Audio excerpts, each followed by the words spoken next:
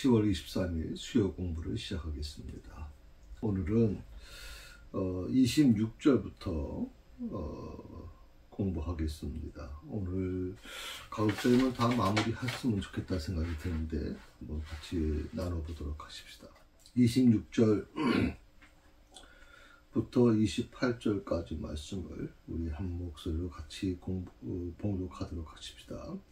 여호와께서 모세에게 이르시되 내 손을 바다 위로 내밀어 물이 애굽 사람들과 그들의 병거들과 마병들 위에 다시 흐르게 하라 하시니 모세가 곧 손을 바다 위로 내밀매 새벽이 되어 바다의 힘이 회복된지라. 애굽 사람들이 물을 거슬러 도망하나 여호와께서 애굽 사람들을 바다 가운데 엎으시니 물이 다시 흘러 병거들과 기병들을 덮되 그들의 뒤를 따라 바다에 들어간 바로의 군대를 다 덮으니 하나도 남지 아니하였더라. 아멘.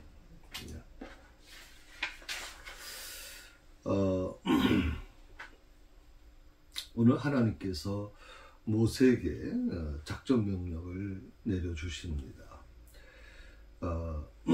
그러니까 원래 지팡이를 든 손을 내밀어서 홍해를 갈랐던 그 기적의 능력을 다시 그 지팡이로 하여금 내밀라는 겁니다. 그리고 그 홍해가 갈라졌던 그 홍해를 다시 덮이게 하라고 말씀하고 계십니다.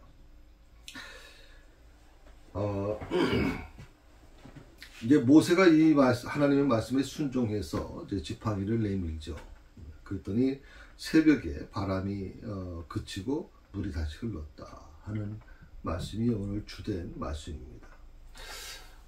그동안 이 바람이 홍해를 갈랐던 것은 이스라엘 백성들을 구원하고자 하는 하나님의 계획 속에 있었던 것이고, 하나님께서 그 바람을 이제 통해서 바람을 이제 불러오셔서 홍해를 가르셨단 말이죠. 그러니까 이 세상의 어떤 자연적인 것들을 하나님이 이제 좌우지하시는 모습을 우리에게 말씀해 주셨는데, 오늘 그렇게 바람을 불러오셔서 홍해를 가르셨던 하나님께서 그 바람을 멈추게 하심으로 인해서 다시 물이 다시 하나가 되게 만드셨죠. 애굽 사람들이 바로 이 하나님의 놀라우신 그 자연을 움직이시는 놀라운 능력을 경험하고 나서, 그 기적을 경험하고 나서 물을 거슬러 도망하려고 했다 하는 것이죠. 그러나 하나님께서 애굽 사람들을 바다 가운데 엎으셨다 하는 것이 오늘 말씀의 주된 내용입니다. 하나님께서는 애굽 사람을 하나도 남기지 않았다, 그렇게 말씀하고 있어요. 그러니까 28절에 보게 되면 그렇게 나오죠. 그 병거들과 기병들을 덮되 그들 뒤를 따라 바다에 들어간 바로의 군대를 다 덮으시니 하나도 남지 아니하였다. 하나도 남지 않았다. 살아나온 군인이 없었다는 뜻입니다. 아마 이 사건은 애굽에게는 치명적인 사건이었을 겁니다. 그러니까 물론 10가지 재앙을 통해서 많이 약해졌고 애굽의 어떤 권위는 많이 무너졌는데, 그럼에도 불구하고 그래도 군대를 최소한 군대를 그래도 가지고 있었던 이 애굽은 그래도 그 군대의 명성이 있기 때문에 유지할 수 있었는데, 그 군대까지도 그 홍해 바다 안에서 다 수장돼 버리고 말았습니다. 그들이 그토록 자랑했던 병거들, 마병들 다 하나도 살아남지 못했다. 이거는 지금 애굽의 경제, 여러분 아시는 것처럼 10가지 재앙으로 인해서 애굽의 경제가 다 무너졌습니다. 토양이 다 무너지고 모든 먹을 것조차가 심각한 상태에 놓여져 있었죠. 또 장제의 죽음으로 인해서 인구수가 대폭 감소되고 모든 짐승들조차도 많은 죽음이 이루어졌거든요. 그런 상황에서 그나마 남아있던 군인들까지도 그 강력한 군대가 이제 바다에 수장됨으로 인해서 애굽은 지금 아주 심각한 상태까지 놓여지게 된 것입니다. 애굽을 두려워했던 그 주변에 있는 나라들이 애굽이 무너지는 모습을 보면서 아마 많은 생각을 아마 했겠죠. 그래서 이 탐욕과 불순종의 결과가 어떤 거냐? 탐욕과 불순종의 결과는 곧 죽음과 같은 것이다 라고 오늘 우리에게 경고하고 계시다고 생각합니다. 물론 수천 년 전에 일어난 사건입니다. 지금 우리나라하고 아무 상관도 없는, 우리가 있는 이 지역과 아무 상관도 없는 쫙 근동지방에서 일어난 일이죠. 그렇지만 한 가지 중요한 것은 이 탐욕과 불순종의 결과가 어떤 것인가를 이 말씀을 통해서 우리는 다시 한번 우리에게 도전받습니다. 하나님께서 우리에게 원하시는 게, 하나님께서 나에게 원하시는 게 뭔지를 분명하게 말씀하고 계시는 겁니다. 여러분, 이 탐욕과 불순종이라고 하는 게 우리 교회 안에도 굉장히 깊이 들어와 있어요. 때로는 목회자들한테도 굉장히 깊이 들어와 있어요. 이 탐욕과 불순종이라고 하는 것이, 특히 이 탐욕이라고 하는 것이 나 스스로도 느끼지 못할 정도, 나 스스로 전혀 생각지 못하는 상황 속에서 내가 이 탐욕에 노출돼 버린단 말이죠. 단순히 어떤 이것은 무슨 물질적인 것만 국한되는 게 아니고요. 때로는 이제 명예적인 것, 권력이라든지 이런 게 다 탐하는 겁니다. 또 다른 어떤 그 부분에서는 어떻게 보면 그 성적인 어떤 탐욕도 존재하는 것이고, 이 탐욕이라고 하는 게 굉장히 강해요. 또 자식에 대한 이 탐욕이 있는 부모들 같은 경우는 자식을 어떻게든지 좋은 데에 보내고 내가 이루지 못한 꿈을 자식들을 통해서 이루고 싶어하는 마음 때문에 그런 그 부분이 아주 굉장히 강력하게 작동되면 그런 부모 밑에 자란 자녀들은 아주 숨을 쉬지 못할 정도로 아주 힘들어하지 않습니까? 이 탐욕의 결과가 굉장히 아주 어려운데, 탐욕의 결과를 오늘 이 말씀을 통해서 분명히 하나님은 말씀하고 있는 거예요. 가르쳐주고 있는 거죠. 그것은 죽음이다. 욕심이 잉태한즉 죄를 낳고 죄가 장성한즉 사망에 이른다. 그러니까 욕심은 곧 죽음이다, 사망이다라고 하는 것과 같은 겁니다. 그러니까 처음에 욕심이라는 거, 우리말도 그런 말이 있지 않습니까? 바늘도둑이 소도둑이 된다. 어떻게 보면 이 욕심이라고 하는 게 점점점 커지기 시작하는 거예요. 자라기 시작하는 거예요. 이거 걷잡지 못할 정도로 자랍니다. 그래서 이것이 굉장히 두려운 거예요. 우리가 처음부터 이 탐욕에 대한 부분을 스스로 하나님께 늘 가까이 하면서 이 탐욕을 나한테 멀리 해야 돼요. 탐욕이 내 안에 들어와서 자라지 못하도록 만들어야 돼요. 그런데 나도 모르는 사이에 이 탐욕이 내 안에 들어와서 내가 모르는 사이에 자라기 시작하면, 그다음부터는 내가 탐욕을 지배하는 게 아니라 탐욕이 나를 지배하는 것처럼 돼버린다는 거죠.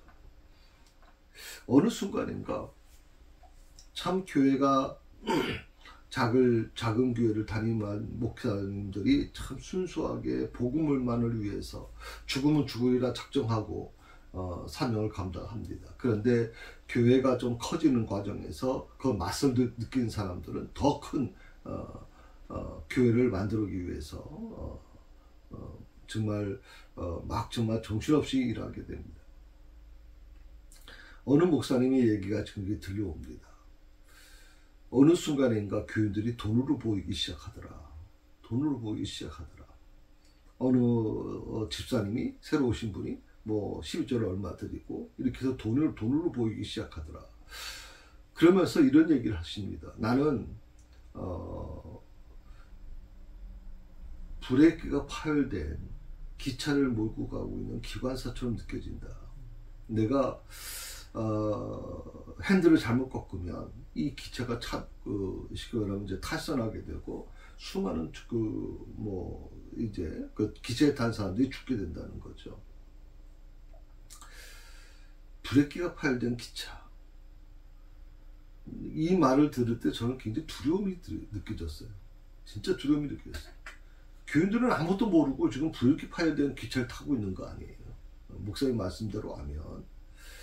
그렇게 해서 교회는 계속 커지고 계속 부흥이 되고 교인 수는 계속 증가되는데, 중요한 건 뭐냐면 그 안에 가장 중요한 부분이 잃어버리고 있단 말이죠. 그건 뭐냐면 하나님의 복음이에요. 오늘 이 탐욕이라고 하는 게 때로는 복음을 다 덮어버려요. 그 참 어떻게 보면 왜 교회가 커져야 되는지에 대한 이 혼란이 일어날 수밖에 없는 거예요. 그걸 정당화시키기 위해서 또다시 그걸 만들어내는 과정들이 결국 이 탐욕이라고 하는 게 굉장히 무서운 결과를 나타낼 수밖에 없는 거죠. 그래서 탐욕은 곧 죽음이다라고 하는 이 사실. 바로가 어느 순간인가 멈췄으면 그 탐욕이라고 하는 것을 중지했으면 바로는 절대 이렇게 무너지지 않습니다. 애굽이 이렇게 처절하게 무너지지 않죠. 그리고 애굽 사람들조차 정말 그 애굽이라고 하는 자기 나라에 대한 자부심을 갖고 있던 이 애굽 사람들조차 정말 자기 민족, 자기 나라가 지금 무너져가는 것을 지켜보는 그 비극을 그들이 겪지 않아도 됐을 텐데 말이에요. 그러나 그 탐욕이라는 것을 한번 품게 되자 어떻게 됩니까? 멈추질 않아요. 브레이크가 파열된 기차가 된 거예요. 이 탐욕은 바로 브레이크가 파열된 기차처럼 멈출 수가 없어요. 멈출 수가 없어요. 죽음에 이르기 전에는 멈춰지질 않아요. 그래서 이것을 우리가 염두에 두시고 여러분의 삶 속에서 우리가 하나님을 믿는 하나님 한 분으로 만족한 삶을 산다면 탐욕이 내 안에 들어오기 전에 그걸 차단시키셔야 돼요. 그리고 하나님이 주시는 평안함을 가지고 사셔야지 이 탐욕이 내 안에서 깊어지면 깊어질수록 이 탐욕이 나를 잠식하면 잠식할수록 내 안에서 하나님이 주시는 평안은 점점점 사라지게 돼요.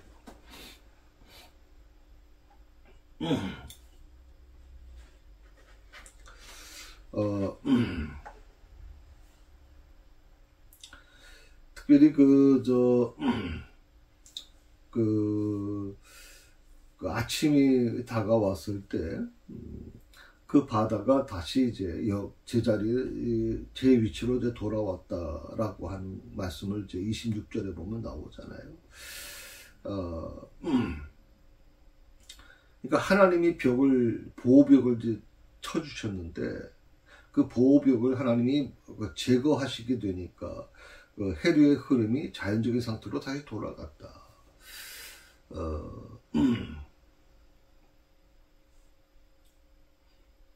이스라엘 백성들이 그 홍해 바다 그 길을 이제 지났지요. 그 길을 지나고 육지로 다 올라가고 나서 이제 애국 군대가 이제 그 바닷길 사이에 들어오게 됐지. 가장 중심에 들어온 거죠.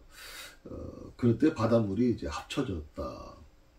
한 사람도 남김없이 모두 파도에 죽음을 당했다라고 얘기하는 겁니다.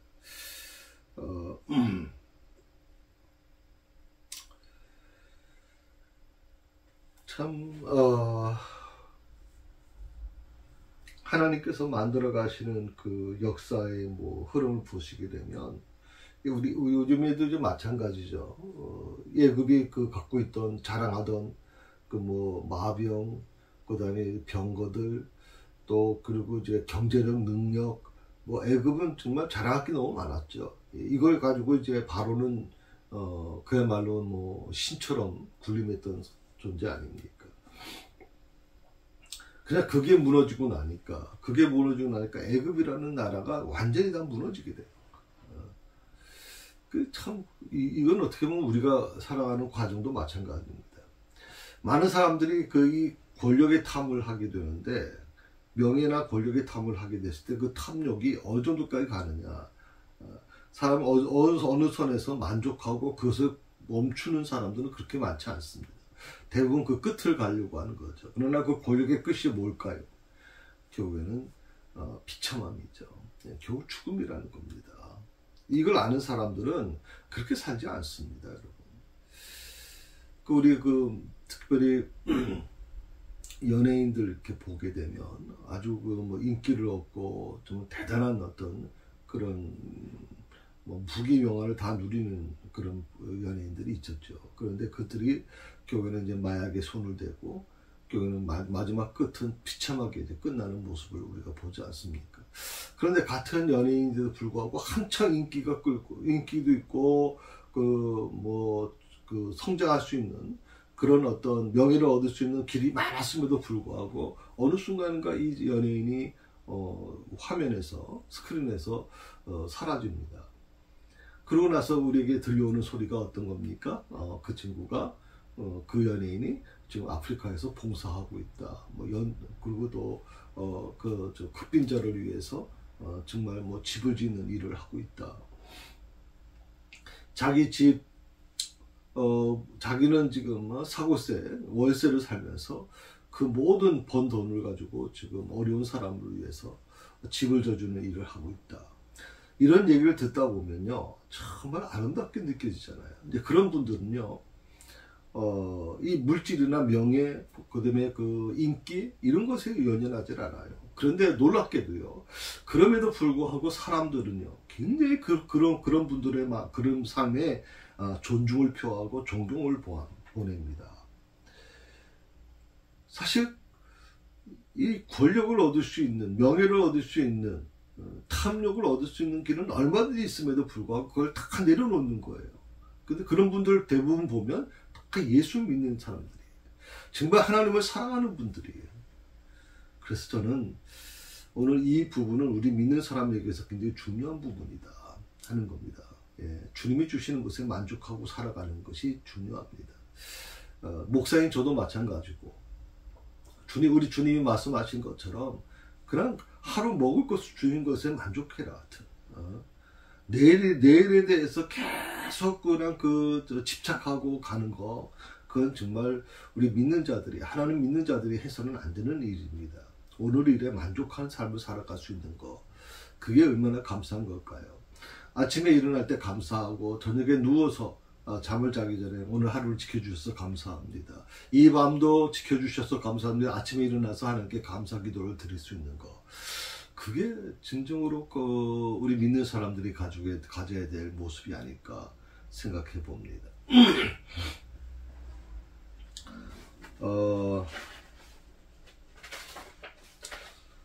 자, 우리 29절부터 한번 봅시다. 29절부터 32절까지입니다. 한번 같이 읽어보십시다.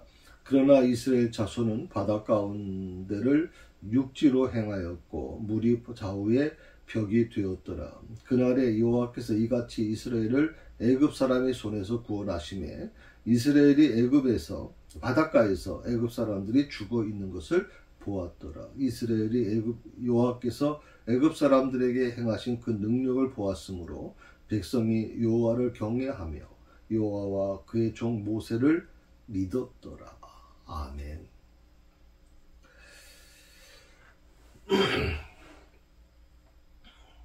자, 애굽 사람들은 다 죽었어요. 그리고 이스라엘 사람들은 단 한 사람도 죽지 않았어요. 이게 하나님의 역사예요, 여러분. 하나님이 만들어 가시는 하나님의 저는 역사라고 믿고 있거든요. 사실 애굽과 이스라엘은 여러분 아시는 것처럼 우리가 이 처음에 출애굽기를 시작했을 때 어떻게 시작했습니까? 애굽 사람들은 지배자고 이스라엘 사람들은 노예 신분입니다. 정말 이 두 사이에는 상상을 못하겠는 거죠. 건너갈 수도 없어요, 여러분. 서로 어떻게 일치될 수 있는 것도 없어요. 그저 지시하면 명령하면 따라야 되고 죽여도 말을 못하는 참 기가 막힌 신세에 있던 게 이스라엘이었거든요. 그런데 놀랍게도 지금 와서 이 14장에 와서 놀라운 변화가 일어나죠. 애굽 사람은 다 죽었고 이스라엘 사람은 한 사람도 죽지 않았다. 이스라엘 사람들이 바다를 육지같이 건넜다라고 하는 거예요. 그리고 이스라엘 사람들은요, 바다에 줄비하게 떠있는 이 애굽 사람들의 시체를 보았다는 겁니다. 참 만감이 교차했을 것 같아요. 그거를 이제 홍해를 건너가서 홍해가 다시 하나로 합쳐지는 모습을 지켜보던 이스라엘 백성들이 그 홍해 위에 이제 애굽 사람들이 떠 있는 애굽 그 시체들이 떠 있는 병사들이 떠 있는 모습을 봤을 때 어떤 모습이었을까? 방금 불과 하루 이틀 전에 자기를 죽이려고 좀 쫓아왔고 우리 이스라엘 백성들은 그들을 바라보면서 막 벌벌 떠르던 그런 대상들이 하루아침에 다 시신으로 바뀌어버린 거예요. 이스라엘 사람들은요, 하나님이 애굽 사람에게 행하신 크신 능력을 지금 보았던 것이죠.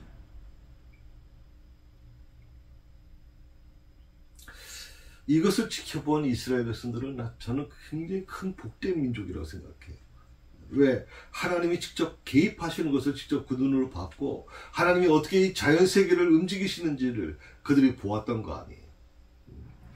아마 400년 동안 끊임없이 그들은 애굽 사람들이 섬기는 신을 섬기라고 강요받았을 것이고, 또 그런 것들을 통해서 그렇게 어떻게 보면 어릴 때부터 그렇게 쇠뇌돼서 왔던 사람들이에요. 그런데 지금 그들의 눈에 보이는 것은 보이지 않는 하나님, 여호와 하나님께서 지금 애굽 사람들을 어떻게 지금 만들어 가시는지를 본 거 아니에요.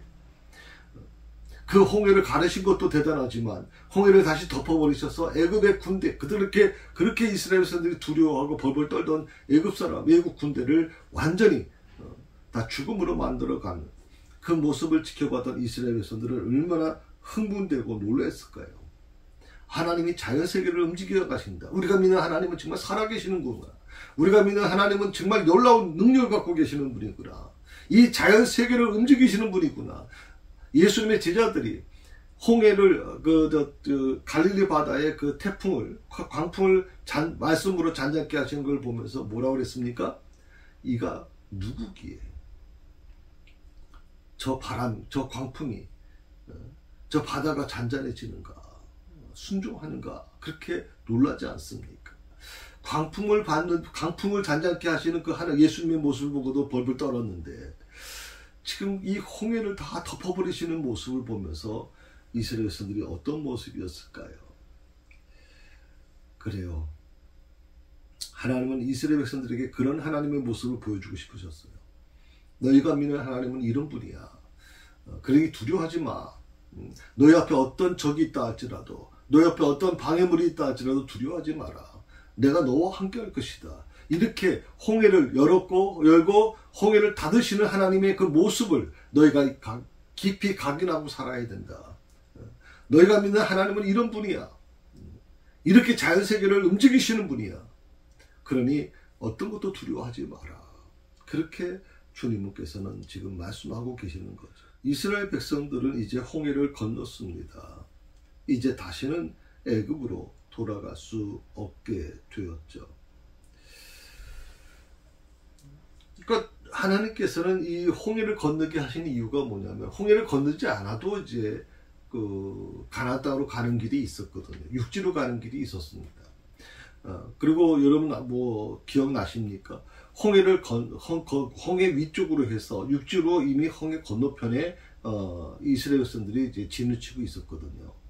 근데 그걸 하나님은 다시 되돌려서 다시 홍해 바로 그 건너기 전 상태로 오게 만드셨단 말이죠. 그리고 홍해를 일부러 건너게 만드신 거예요. 그러니까 우리가 볼 때 홍해를 꼭 건너야만 되는 건 아니었는데도 불구하고 하나님이 홍해를 건너게 하신 이유가 뭐냐? 그것은 홍해를 건너는 그 과정을 통해서 이스라엘 백성들을 가르치시려고 했던 거예요. 하나님이 어떤 분이신지, 그리고 너희가 어떤 백성인지. 애굽의 그 강력한 군대가 하루아침에 멸망당하는 것을 보면서 앞으로 너희가 가나안 군인들하고 가나안 족속들하고 싸워야 되는데, 그들은 뭐 병거를 갖고 있고 굉장히 강력한 철기 문화를 갖고 있는 자들이잖아요. 그런 자들과 싸우는데 두려워하지 마라. 너희가 애굽 군대가 이렇게 홍해에서 멸망당하는 것처럼 내가 너희와 함께 할 것이고 너희를 지켜줄 것이라고 하나님은 말씀하고 있는 거예요. 만약에 이스라엘 백성들이 홍해를 건너지 아니하고 홍해 위쪽에 육지로 해서 가나안 땅에 도착했다면 가나안 7족속을 과연 감당해낼 수 있을까요? 들어가자마자 처음에 맞부딪히는 게 이제 여리고성인데, 여리고성은 초롱성과 같은 곳이었거든요. 이스라엘 백성들이 어떻게 그걸 감당해낼 수 있을까요? 저는 불가능했을 거라고 생각합니다. 하나님은 너무나도 이스라엘 백성들을 잘 알고 계셨어요. 그들이 아무것도 준비되지 않은 상태에서, 전쟁의 경험도 없고 아무것도 경험이 되지 않은 상태에서 만약에 애굽에서 탈출하자마자 한 일주일, 한 열흘 후에 가나안에 도착했을 때 가나안 족속들과 어떻게 과연 맞설 수 있을까? 어떻게 대항할 수 있을까? 불가능하죠. 한 번도 칼을 잡아보지 않은 자들이 어떻게 그 가나안 족속과 싸우겠습니까? 지금. 그래서 하나님께서 아마 이 과정을 좀 밟게 하신 것 같아요. 그리고 그들에게 바로 가나안으로 보내지 않으시고 40년 동안 광야에서 그들을 보내게 하신 이유가, 물론 가나안 족속과 가나안에 들어가서 가나안 족속들과 여인들과 혹시라도 이제 그 섞일까에 대한 두려움도 있었을 것이고, 가나안 그런 그 문화에 혹시라도 빠져들지 않을까 하는 그런 부분도 아마 있었을 거라고 생각하지만, 저는 오늘 이 말씀을 보면서 느끼는 것은, 하나님께서 가장 염려하셨던 것은 이스라엘 백성들이 한 번도 칼을 잡아보지 못한 이스라엘 백성들, 전쟁을 치러보지 못한 이스라엘 백성들이 가나안 족속들과 첩에 부딪혔을 때, 가나안 군인들과 부딪혔을 때 그들이 겪어야 되는 그 놀라운 충격을 어떻게 감당할 수 있었을까요? 그래서 40년 동안 하나님은 그들을 훈련시킵니다. 아주 정의 용사로 훈련시킵니다. 그 이스라엘 백성들이 하나하나 40년 동안 하나를 치고 하나하나를 이겨내고 그 부족들과 싸워 나가는 과정에서 이스라엘은 아주 강력한 구조로 바뀌어지거든요. 그래서 가나안 땅에 도착했을 때는 그들은 그냥 오합지졸의 그런 애굽에서 갓 나온 그런 그런 노예 민족이 아니에요. 40년 동안 그들은 광야에서 얼마나 많은 훈련을 받았는지, 그들은 아주 그 가나안 7족속과 싸워서도 깨트리고 나가는, 여리고성도 무너뜨리고 나가는, 어떤 족도 싸워서 접은 적이 없는 대단한 어떤 민족으로 거듭납니다. 물론 이 홍해 사건을 통해서 물론 이제 가나안 그 주변에 있는 부족들, 나라들이 뭐 두려움이 떨었죠. 이스라엘이 믿고 있는 하나님이 어떤 분이신지. 이 홍해 사건은 저는 대단한 사건이라고 저는 생각을 합니다. 물론 이제 애굽의 어떤 10가지 재앙에 대한 부분도 소문을 들었을 것이지만, 이 홍해 사건만큼은 아마 엄청난 파장이 아마 일어났을 것이고, 그 가나안 7족속이 하나로 뭉쳤다라고 하는 것은 대단한 부분이죠. 그들 간에 여러 가지 다른 부분들이 많이 있었을 거 아니에요. 평소 때도 서로 대적 관계에 있던 자들이 7족속이 하나가 됐던 이유는 이스라엘 민족에 대한 두려움 때문에 그래요. 그래서 그들이 오히려 그 이질감이 있었음에도 불구하고 그들이 한 민족 하나로 결합될 수 있었던 이유가 바로 그런 부분이죠. 자, 이제 다시 애굽으로 돌아갈 수 없어요. 이미 그런 돌아가는 시간은 끝났어요. 홍해를 건너는 순간 이제 그건 끝났는데, 하나님께서 이스라엘 백성들을 이제 홍해를 건너므로 인해서 가나안 땅만을 바라고 나아가게 지금 하신 거죠. 오직 이제는 돌아갈 수 없으니까 오직 가나안 땅을 향해서 갈 수밖에 없어요. 모세는 그 말씀에 순종해서 한계를 극복함으로 인해서 하나님의 종으로서의 그 리더십을 다시 이제 갖게 되겠죠. 이스라엘 백성들이 모세라고 하는 어떻게 보면 자기들과 같이 지냈던 사람도 아닌, 갑자기 그냥 그 외부에서 들어온 그런 어떤 그렇잖아요. 아론의 동생이라고 그러지만 한 번도 본 적도 없는 사람도 아니에요.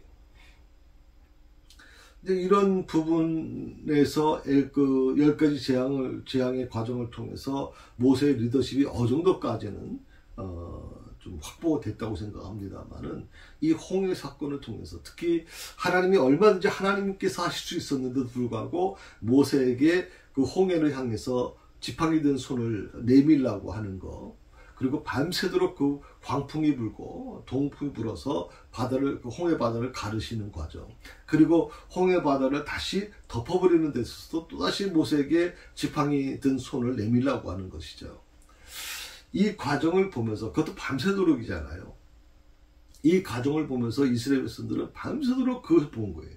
아, 모세가 지팡이 든 손을 내밀고 홍해를 향해 내미니까 홍해가 갈라지는구나. 야, 정말 하나님이 모세와 함께 하시는구나. 모세는 정말 위대한 지도자구나. 이거를 그들이 밤새도록 그걸 본 거 아니에요, 여러분. 한번 생각해 보세요. 모세의 리더십이 어떤 것일까? 이스라엘 백성들이 마치 모세를 신처럼 여겼다라고 하는 말이 다른 말이 아니에요. 하나님께서 그 모세를 그렇게 거리를 만들어 주셨고, 그렇게 이스라엘 백성들에게 위치에 서게끔 만들어 주신 거거든요. 우리가 어떤 명예를 얻고 어떤 지위를 얻고 어떤 것을 내가 목표한 것을 이루려고 하는 과정에서 하나님께서 같이 동행해 주시는 게 굉장히 중요하다고 생각합니다. 하나님이 함께 해 주실 때 우리는 불가능한 것도 가능하게 되는 역사가 일어나고, 또 하나님께서 나를 그렇게 필요하게 쓰시는 것이라면 하나님이 모세를 쓰신 것처럼, 모세에게 그런 기회를 주신 것처럼 나에게도 그런 기회를 주실 거라고 저는 믿습니다. 그러니까 내가 인위적으로 그것을 해보겠다, 내가 그 권력을 얻겠다, 내가 그 어떤 지위를 얻겠다고 계속 탐욕의 마음을 갖는 것보다는 하나님께서 만들어 가시는, 내가 그것이 하나님의 뜻에 맞는다면 하나님께서 직접 개입하실 것이라는 겁니다. 이걸 여러분 꼭 기억하시면 좋겠습니다. 아마 여기 나중에 보시게 되면 이제 바로가 다시 애굽으로 돌아가요. 그러니까 여기 이제 물에 들어간, 다시 말하면 그 홍해 바다에 들어간 군대들이 대다수지만 이 바로는 그 안에 들어가지 않은 것 같아요. 나중에 보면 이제 다시 돌아간 걸 보면 들어가지 않았죠. 왕이니까 아마 뒤에서 모든 걸 조종하고 마지막에 아마 했을 거라고 생각이 듭니다만은, 아무튼 대부분의 병거와 기병들과 보병들이 다 그 안에서 죽은 건 사실이죠. 그리고 애굽으로 돌아간 이 바로와 그 몇몇 병사들은 아마 7대 정도만 아마 들어갔을 거라고 생각이 듭니다.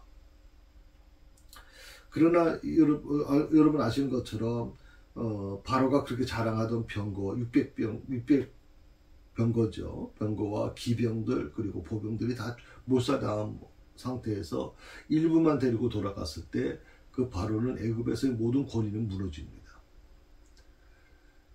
이미 10가지 재앙을 통해서 바로의 권위가 무너진 건 사실입니다만은, 군대까지 잃어버린 이 바로는 결국에는 가장 가까운 사람으로부터 죽임을 당하게 되죠. 참 인생이라는 게 참 그렇다는 생각이 들어요. 우리가 내가 갖고 있는, 내가 하고자 하는 그것을 놓지 못하고 끊임없이 탐욕에 사로잡혔던 사람의 말로가 얼마나 비참할 수 있는지를 우리가 이제 다시 한번 확인하게 되는 거죠.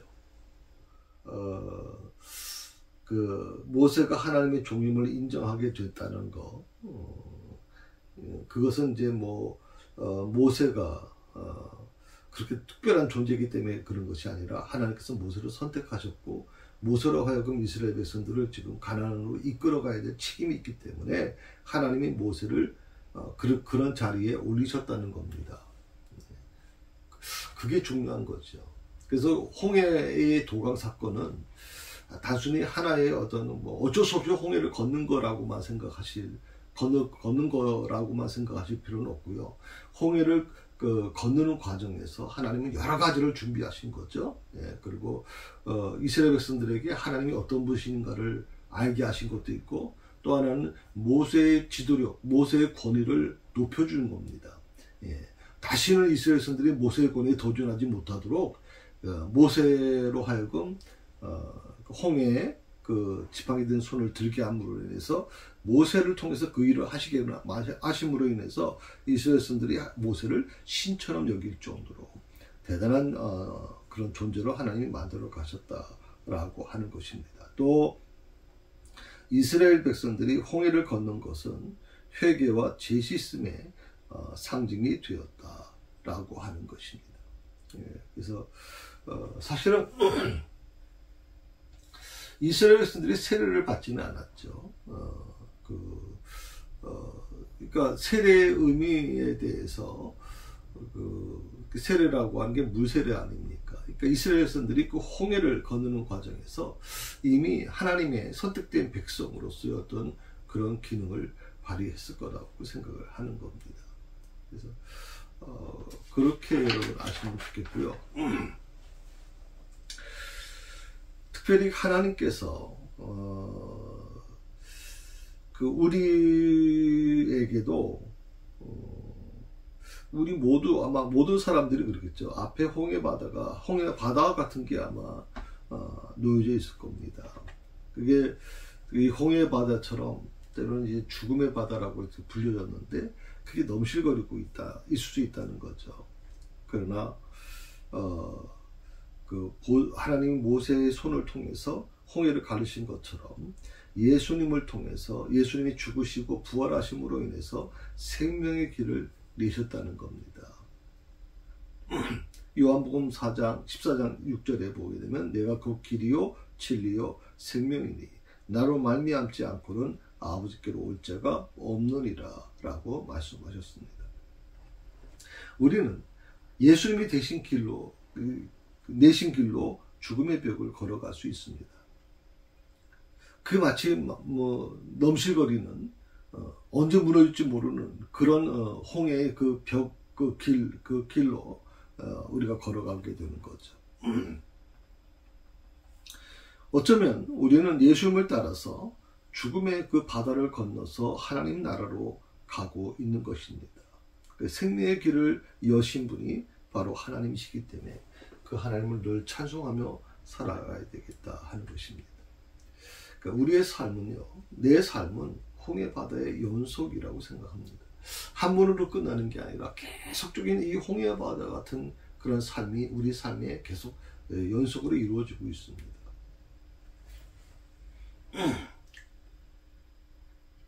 그때마다 하나님은 우리나라와 우리 개인에게 길을 열어주셨죠.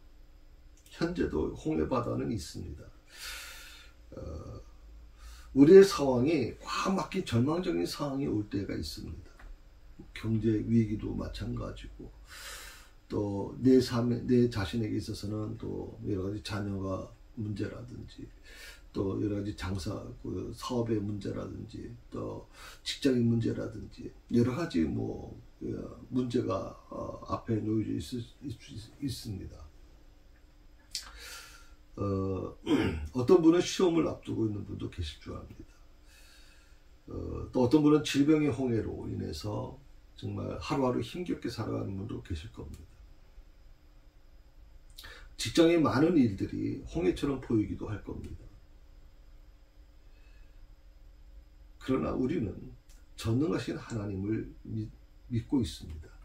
또 그 하나님을 믿어야만 합니다. 내 삶이 꽉 막힐 때도 한 가지 분명한 것은 하늘은 막히지 않은 것을 우리가 알아야 돼요.